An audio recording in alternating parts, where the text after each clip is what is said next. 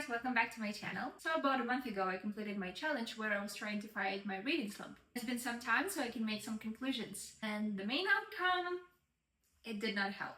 But let's rewind a little bit at first.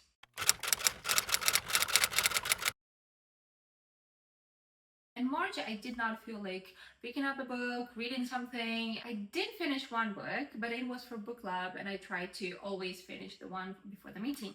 Other than that, nada. Given that, I thought, what if in April I'll try to fight reading slump in my own way. So what I chose to do is to pick a book, read for 1 hour a day for the whole month, and see where it leads me. Now that I think of it, there are some things I would have changed.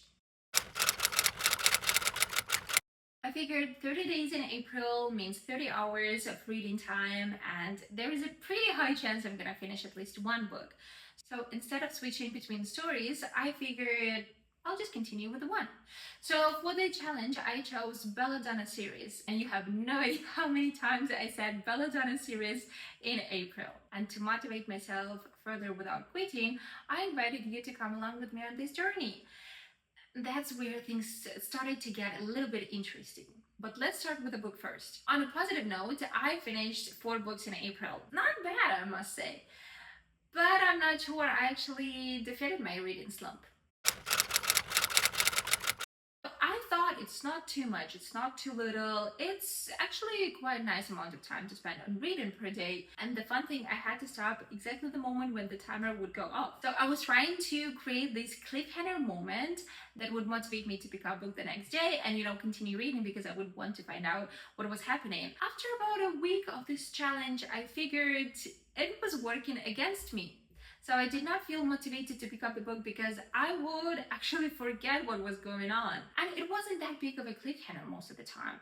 Sometimes it would even be in the middle of conversation. So when I started reading the following day, I had to back down a little bit, trying to remember what the conversation was about, which was frustrating, to be honest. So that was a bummer. If it were for 2 weeks, it would be so much better and less stressful, because turns out not every single day I had an opportunity to read. I would spend the whole day out with friends or family, and the book would not be my priority at that time, which is totally fine and normal. Lastly but not least was the whole recording process. To be honest, I underestimated how difficult it is. So for the person who just started making videos, I had no idea what I was getting myself into. Instead of just reading for 1 hour and be done with it, the whole process would take up to 3-4 hours. Prepping for the video, making it, and then editing, that would take more time than I expected. And I'm not complaining, I enjoyed the process, but I really did not know how much time it would require. After some time, it felt more and more intimidating. I'm still happy and proud of myself for completing it, but I think 2 weeks would have been just a perfect amount of time to spend on this challenge. About halfway through, I was asked, why am I fighting the reading slump so hard? And what is reading slump to me? And that completely caught me off guard. Why was I doing this? And why I think reading slump is a bad thing? Reading is my hobby. It's something that's supposed to bring me joy. And I feel stressful because I don't read. So, I'm not at school. It's not on my curriculum to finish it. I'm reading for fun, for my enjoyment. Why do I push myself? That got me to analyze why I wasn't feeling like reading. Was it about the books or the process itself, or what happened? Thinking on that matter helped me relax a little and let it go. Turned out it was a good thing they pointed it out. As I said earlier, in April I finished 4 books. As for the main series of April, I finished Belladonna book 1, and I didn't quite finish the second book, Foxglove, but I'm working on it. For those of you who don't know, Belladonna, it's a detective story with elements of supernatural that takes place in this beautiful English countryside setting. It's a very interesting combination. I had no idea what the book was about, so to me it was whoa. We have a female main character. Her name is Sinia Farrow. She's 19, if I'm not mistaken, and there is a lot of mystery happening around her. I like the detective part of the story, so the crime, the suspects, the mystery, who the villain is. I had my own theories. They were not all successful, but not bad as well. The unexpected twist, and overall it was just really fun and interesting to read. The supernatural part that was adding and helping to move the story, it created this vibe where you don't just solve only one crime, but you're trying to understand what is going on and like how is it all connected. You would try to connect how the real world and the supernatural part, how they collide and interconnect, which was totally fun. The only thing I did not like about the story was the love line. Don't get me wrong, there were a few moments I really enjoyed, but to my taste, it developed a bit too fast, and that made it less believable and kind of forced. Because of the love line and love story, I would give the book 4 out of 5 stars, because other than love story, I actually enjoyed the book. The other 3 books, they were all audiobooks. The first one is The Honeymoon Crashers. So it is a sequel to The Unhoneymooners by Christina Lauren. In general, it's fun, it's simple, it's super fast, and I think I like the sequel even more than The Unhoneymooners. Basically, in this series, we have 2 twin sisters, 1 book per sister. You know, you have this tropical vacation vibe, the Hawaii setting is just amazing, all of those activities you would do, and in general, it's just joyful read. There was definitely some drama to it.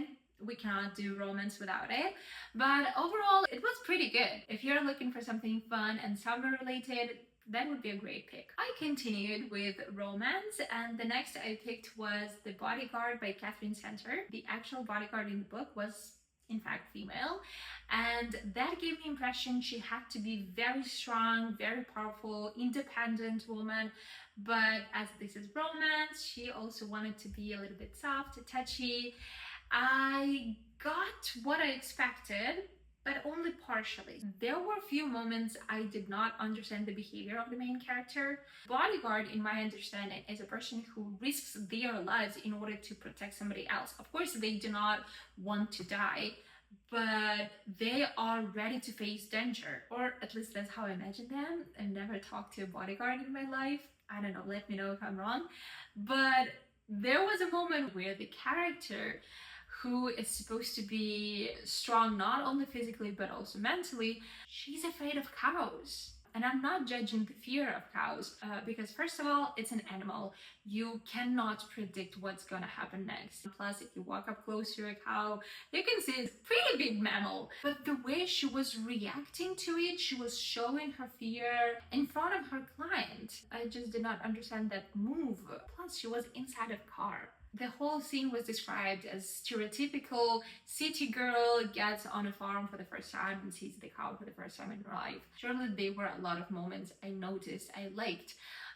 Sometimes I would smile because of how cute or how warm it is, you know, just cozy atmosphere or back and forth banter between characters. So those moments were good, but I'm gonna give only 3.5 stars. But the last book, that was probably my favorite in April. It is 3rd book I read by this author, and every single one of them, it's just wow. I do enjoy reading her books. It's so sweet, and to me it's nostalgic because it's about high schoolers, it's about first love, when your feelings just develop, and you know, this very innocent. I'm definitely giving it 5 out of 5 stars.